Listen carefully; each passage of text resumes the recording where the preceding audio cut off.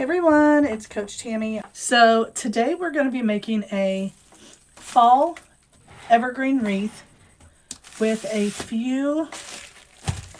just a few elements. I'm going to thin this up. I'm going to make it into an oval, and I'm going to show you how I would do that. So I have this 20-inch Walmart base, and what I always tell you guys is I always go through and get some of these pine needles to stand at attention.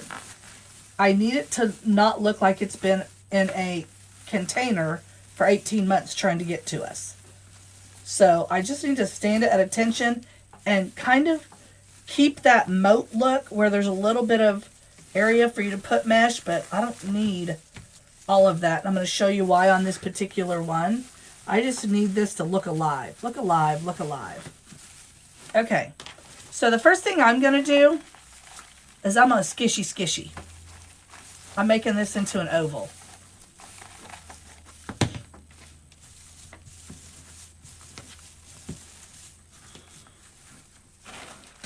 So what I'm going to do on this one, I'm not going to be exact.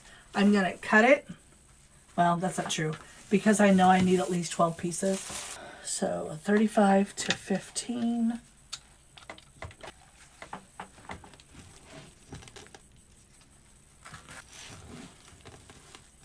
Just going to do a basic ruffle.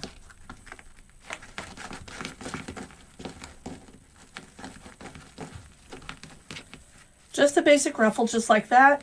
You skip it up with your fingers, hold it, and it should look like a butterfly. I'm actually going to go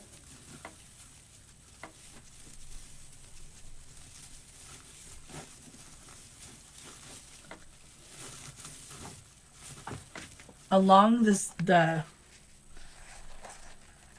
outside edges for this one.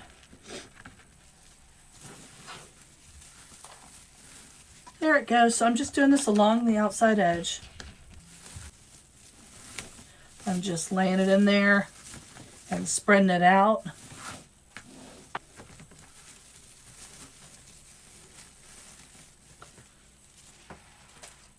Next, I'm going to go ahead and I'm going to place my bow and my sign. I don't really want it in the middle. It's an oval, and I like things being lopsided, especially on ovals. Or would it be better up there? I think I'm going to go different and do it up here. I really do. I think I'm going to do something different. 2 pieces of wire. And we're going to wire this on. Okay, so I'm going to do it in a couple of places where I know I'm going to be placing ribbon. I'm not going to do it over here because I know there's going to be not very much ribbon right here, but I know there's going to be ribbon there, and I know there's going to be ribbon there. So I'm literally, and I'm going to put it right in the middle of this stem. I don't want that wire to show like really bad. So on this one, I'm going to go right here. I'm going to put that in there. And something I like to do is I just fold it in half. Just like this.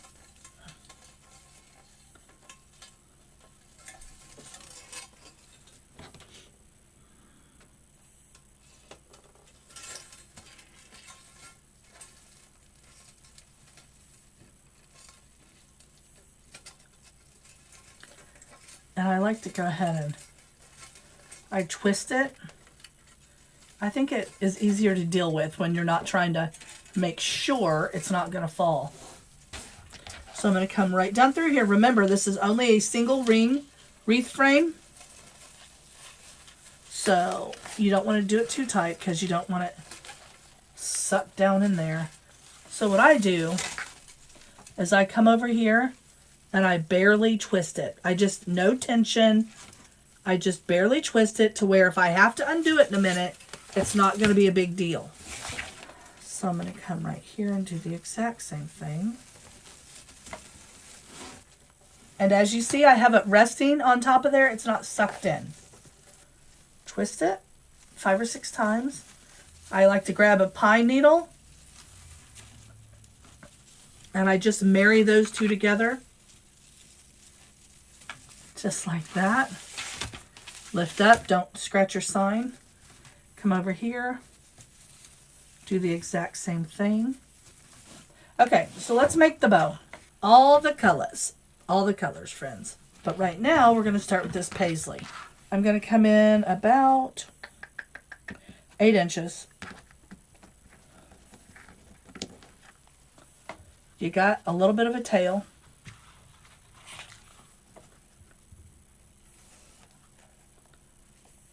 I'm going to pinch, twist. That twist gives it the ability to be folded over. You got to pinch it again.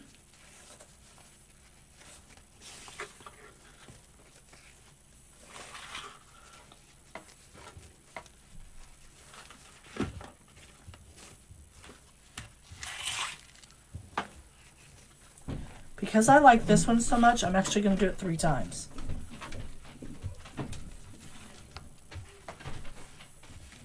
Just like that. I'm going to lay my other ribbon right on top of it, pinch it.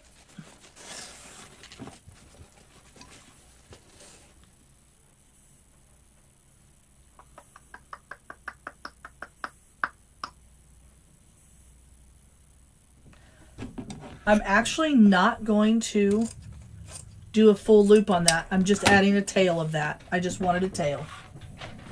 Now these, I for sure want loops.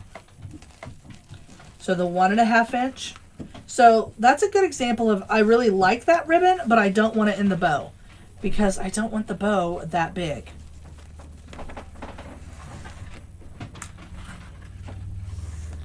So I'm just doing 1 single loop of that one and 2 smaller loops of this Swiss dot with the gold. Man, that's so pretty for Thanksgiving or for fall.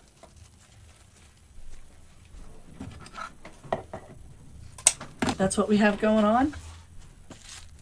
I'm going to take this pipe cleaner. I'm going to flatten my bow so I can really make sure that stack is good and tight.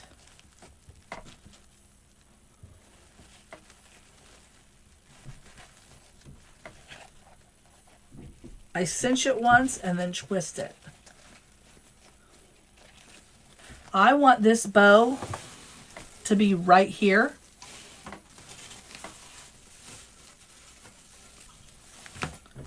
Okay. So here's my tails. Remember, I liked the pumpkins, but I did not want loops. I didn't want any additional loops. I'm trying to keep this as thin as I can. I'm going to give some tails here, over there, and that little girl's going to go over there, just like that. Now I'm going to go ahead and I'm going to add the rest of my tails. So I'm going to measure out 24 inches. We're going to fold this exactly in half. You can do it one at a time if you'd like. It works just as well. So fold it like a taco. Cut it towards the sunshine. Do the same thing with the 1.5. Fold it exactly in half. A V cut. Fold it. Come down about 5 inches, 4 or 5 inches. Pinch it. Flip that piece up and twist her booty around so you have a pretty printed side. Then you're going to do the same thing with this one. It's going to be a little bit smaller. It shouldn't have been, but for whatever reason it is. I'll lay it just like that.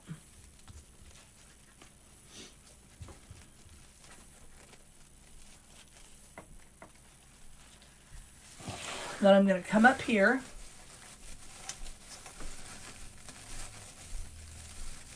and I'm going to put that there, just like that.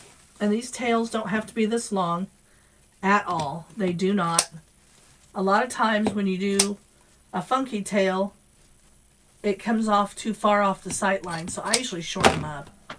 Okay, so now what I want to do to fill in some space is something that is one of my very favorite things to do. I'm going to take this right here and I'm going to create a small roller coaster. Come right here.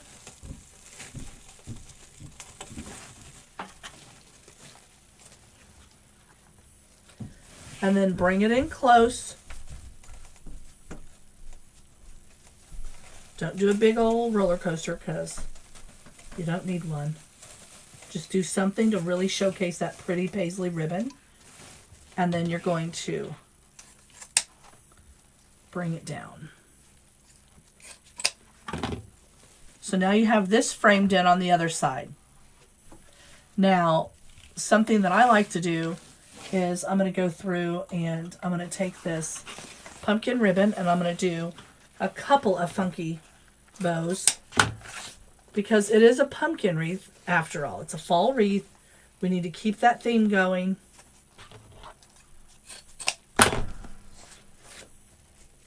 So again, pinch, fluff it, pull that leg out, and twist her booty around. Just like that. I'm going to come up here. I'm going to just lay some tails in there. And then I'm going to bring this rickrack and start alternating these. I like doing two ribbons together. They make me happy when I do that. So let's fill in. So we're going to play with this for a second and just see where I want it placed. I'm not gluing anything in yet. So I'm just going back through here. So the next thing I'm going to add, and I'm going to see if I like it. That's why I'm only going to cut a couple of these and see if I like the way it fills it out. Because it needs to stay flat. So it's got to go in. Oh my gosh, I love that. Holy cannoli, I love that. It has to go on the outside edge or it cannot go in.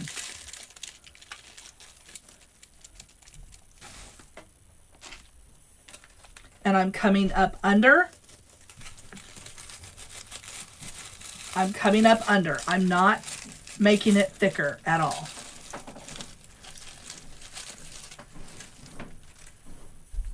Again, we're coming up underneath because this design must stay thin.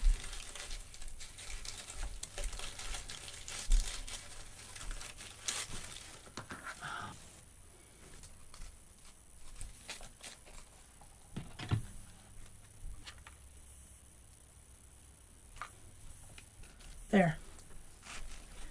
That's it. That's all I've got for you today, y'all.